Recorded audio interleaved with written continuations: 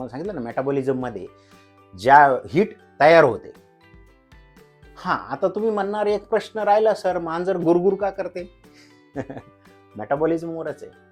जर गुरगुर केला प्राण्याने किंवा मांजरीने, वाघ पण करतात, सिंह पण करतात, गुर्र पोट त्यांचं असं ड्रर करतं, गुर्र करतात. किंवा मांजर घेतली आपण तर गुर्र करायला लागते. का? त्यावेळेस ते काय करतात, त्यांचा मेटाबॉलिक रेट वाढवतात. ते गुर्र केल्यामुळे त्यांचं जे पचन आहे ना, पचनची क्रिया फास्ट होते. त्याला काय म्हणतात मेटाबॉलिक रेट, म्हणजे पचनाची क्रिया त्यांची फास्ट होते ते गुर्र केल्यामुळे. त्याच्यामुळे त्यांना पटकन एनर्जी अवेलेबल होते. ओके, तेव्हा त्यांच्या बॉडीचं टेम्परेचर मेंटेन राहतं, हाय टेम्परेचर. तर बघा हे कारण आहेत विचार करण्यासारखे.